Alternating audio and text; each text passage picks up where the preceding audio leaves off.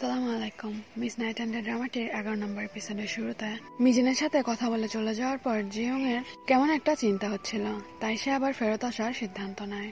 ফেরত এসে বাসার সামনে পার্ক করা একটা গাড়ি দেখে জিয়ং এর সন্দেহ হয়, তাই গাড়ির নাম্বারটা জিয়ং তার সাবঅর্ডিনেটকে পাঠায়। এরপর সে দেখে কো আর মিজিন এক ছাতার নিচে দাঁড়িয়ে আছে, আর সে শুনতে পায় ও মিজিনকে প্রপোজ করছে। এই দেখে তার মন ভেঙে যায়। পরদিন সকালে অফিসে লিমসন জানতে পারে যে জিয়ং অসুস্থ থাকার কারণে আজকে ছুটি নিয়েছে। হয়তো আগের দিন বৃষ্টিতে ভেজার কারণে তার জ্বর এসেছে। জিয়ং এর অসুস্থতার কথা শুনে লিমসন অনেক বেশি চিন্তায় পড়ে যায়। বাট মিজিন আগের দিন কোকে রিজেক্ট করে দিয়েছিল, এই কারণে আজকে কো অনেকটা অসুস্থ। বিকালে বাসায় যাওয়ার পথে লিমসনকে একটা গাড়ি ফলো করছিল। রাস্তায় একটা ফার্মেসি দেখে ওষুধ কিনবো না ভাবতে ভাবতেও লিমসন জিয়ং এর জন্য ওষুধ কেনা। এরপর সে বাসায় এসে দেখে তার মা স্যুপ রান্না করছে। রাতে বাসার সবাই ঘুমিয়ে যাওয়ার পর মিজিন উঠে সেই স্যুপ একটা বাটিতে ঢেলে জিয়ং এর জন্য নিয়ে যায়।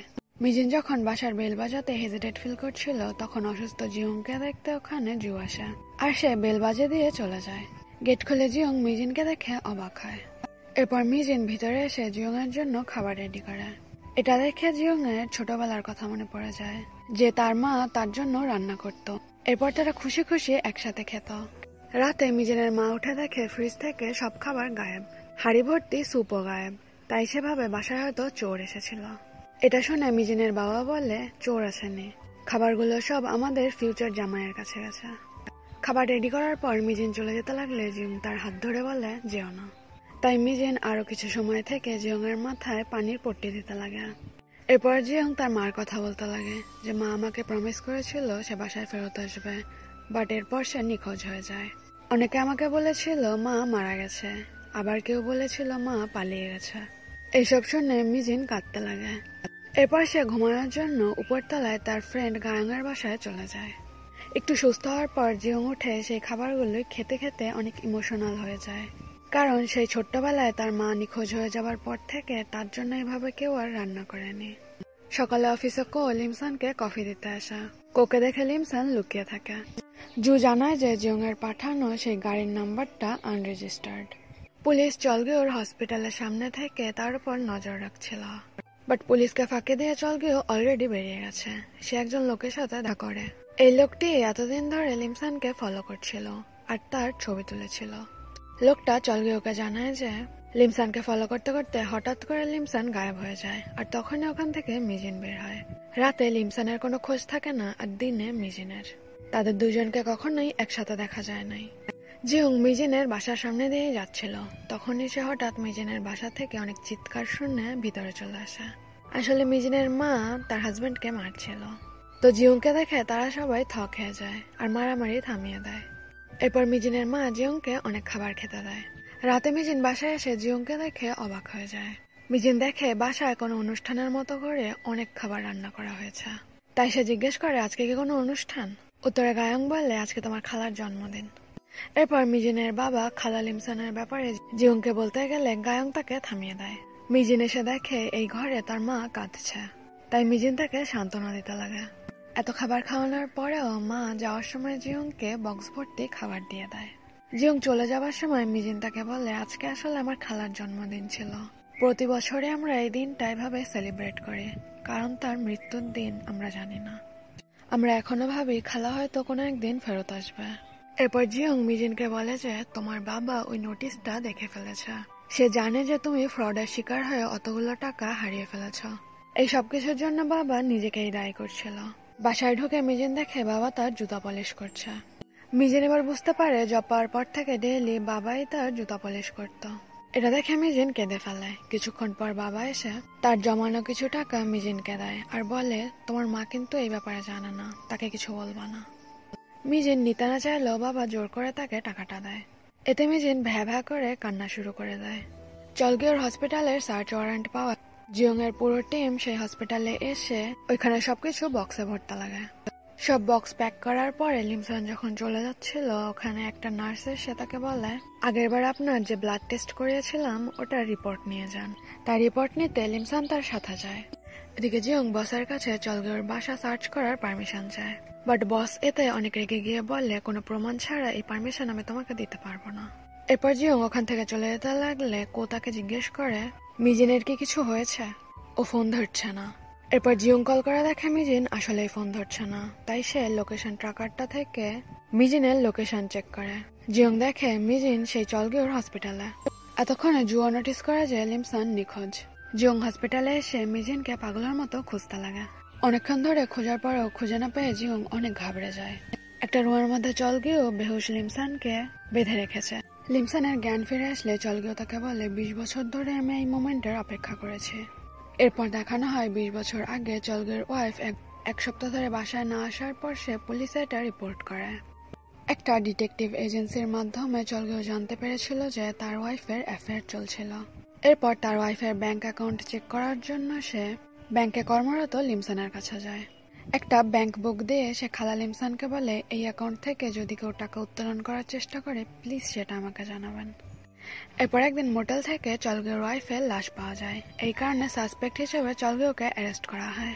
এরপর পুলিশ তাকে অনেক ইন্টারোগেট করে, বাট চলগেও এটাই বলতে থাকে যে আমি আমার ওয়াইফের মার্ডার করিনি। কোনো প্রমাণ না থাকায় চলগেও ছাড়া পেয়ে যায়। ছাড়া পেয়ে সে ফোন চেক করে দেখে লিমসান তাকে অনেকবার কল করেছিল, বাট সে লিমসানকে কল ব্যাক করলে ফোন অফ পায়। এরপর চলগেও ব্যাংক থেকে জানতে পারে যে লিমসান চাকরি ছেড়ে দিয়েছে। এই কারণে চলগেও ভাবতে লাগে যে লিমসান হয়তো তার ওয়াইফের মার্ডার করেছে, নতুবা ওই মার্ডারের সাথে সম্পৃক্ত ছিল।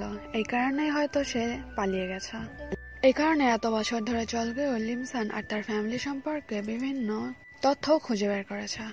এরপর চলগেও অনেক রেগে গিয়ে লিমসানকে জিজ্ঞেস করতে থাকে আমার ওয়াইফকে কে মার্ডার করেছে, আর লিমসান উত্তরে বলে আমি লিমসান না। মিজিন লিমসানের আইডেন্টিটি চুরি করার পর থেকেই চলগেও তার উপর নজর রাখছিল। কোয়ের উপরে যে অ্যাসিড অ্যাটাক হয়েছিল এটা আসলে চলগেও লিমসানের উপর নিক্ষেপ করার নির্দেশ দিয়েছিল যাতে লিমসান হসপিটালে আসে। অ্যাসিড অ্যাটাকে ব্যর্থ হওয়ার পর চলগেও লিমসানের কারণে ওই প্রসিকিউটর অফিসে সিনিয়র ইন্টার্নের জব নিয়েছিল।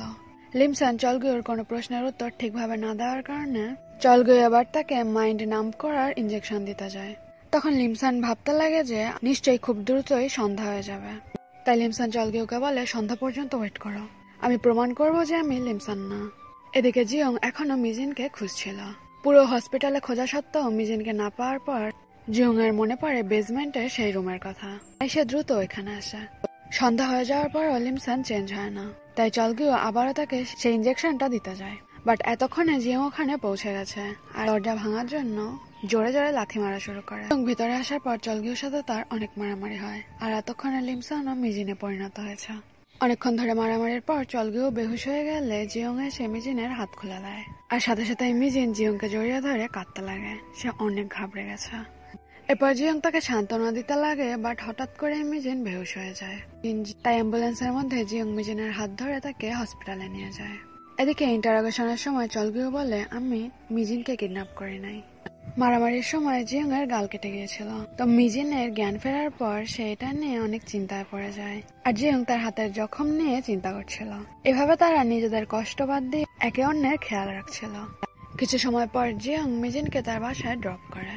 পরদিন সকালে অফিসে এসে লিমসান জানতে পারে সবাই বলাবলি করছে যে চলগেও নায়নের মার্ডার করেছে। কো আবারও লিমসানের টেবিলে কফি রেখে চলে গেলে জু বলতে থাকে লাস্ট কয়দিন ধরে জুয়ের আনা কফি লিমসান খাচ্ছে না, আপনার কি মনে হয় ওদের ব্রেকআপ হয়ে গেছে? এটা শুনে জিয়ং অবাক হয়ে যায়, কারণ সে তো ভাবছিল কো মিজিনকে ডেট করছে। এবার হাসতে হাসতে জিয়ং জুকে জিজ্ঞেস করে কো আর লিমসান ডেট করছে?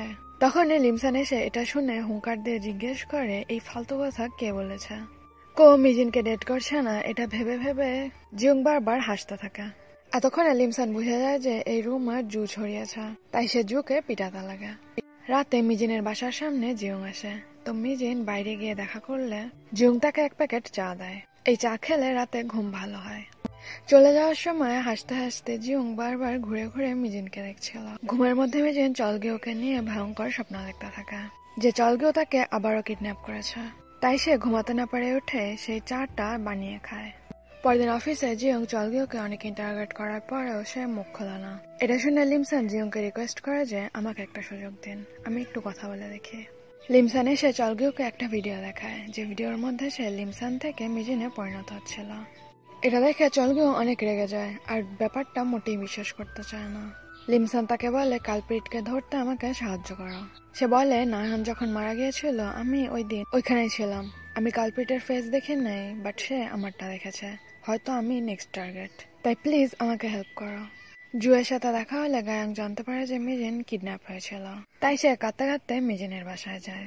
কাঁদতে কাঁদতে সে মিজিনকে জিজ্ঞেস করে, তুমি কিডন্যাপ হয়েছ আর আমাকে জানাও নাই। কথা বলতে বলতে তারা দুইজনেই কাঁদতে থাকে। জু আবারও জিয়ং এর বাসায় এসেছে। তখন জিয়ং দেখে জুয়ের ফোনে তার ওয়াইফের কল এসেছে, বাট কলটা ভুল করে রিসিভ হয়ে গেলে জিয়ং শুনতে পায় যে ওটা একটা স্প্যাম কল। তাই সে জুকে জিজ্ঞেস করে, স্প্যাম কলকে তুমি কেন তোমার ওয়াইফের নামে সেভ করে রেখেছ? এতে জু হাউমাউ করে কাঁদতে লাগে। আসলে বিয়ের কার্ড বিতরণের পরে জুয়ের গার্লফ্রেন্ড তার সব টাকা নিয়ে পালিয়ে গেছে। এদিকে মিজিন গায়ংকে বলছিল সন্ধ্যা হয়ে যাবার পরেও তার মিজিনে পরিণত হতে কিছু টাইম লাগছে, মানে সে লিমসানের রূপে আগের চেয়েও বেশি সময় থাকছে। তারা ভয় পাচ্ছিল যে এভাবে চলতে থাকলে একসময় মিজিন হারিয়ে যাবে আর সে পুরোপুরি ভাবে বয়স্ক মহিলা লিমসানে পরিণত হবে। এবার গায়ং তাকে বলে যে কিলারকে ধরলে হয়তো তোমার এই প্রবলেম ঠিক হয়ে যাবে। পরদিন অফিস শেষে লিমসান এসে পুলিশ স্টেশনের বাইরে বসে থাকে। সে ভাবছিল নাহনের মৃত্যুর উইটনেস হিসেবে যদি আমি পুলিশ স্টেশনে যেয়ে সাক্ষী দেই তাহলে কালপ্রিট আমার ব্যাপারে জেনে যাবে।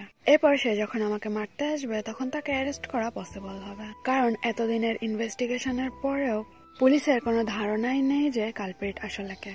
তো সন্দেহ হলে সে মিজিনে পরিণত হয়। এরপর সে পুলিশ স্টেশনের ভিতরে যায়, বাট পুলিশটা জিয়ংকে কল করে, কারণ জিয়ং ওই কেসের ইনচার্জ প্রসিকিউটর। মিজিন সাক্ষী দিতে গিয়েছে শুনে জিয়ং দ্রুত ওইখানে আসা আর টেনে মিজিনকে বাইরে নিয়ে আসা। মিজিন নিজের সেফটির কথা চিন্তা না করে এখানে সাক্ষী দিতে এসেছে দেখে জিয়ং তার পর অনেক চিল্লাপাল্লা করে, বাট মিজিন বলতে থাকে এভাবে লুকিয়ে থাকলে কিছুই সলভ হবে না, আমি অনেক ভয় পাচ্ছি, কিছু না করে চুপচাপ এভাবে বাসায় বসে থাকতে পারছি না। দেন জিয়ং তাকে হাক করে বলে, আমি প্রমিস করছি আমি কালপ্রিটকে অ্যারেস্ট করব। এরপর সে মিজিনের চোখের পানি মুছে দিয়ে তাকে কিস করে। এখানে 12 নম্বর এপিসোডটি শেষ হয়ে যায়। আল্লাহ হাফেজ।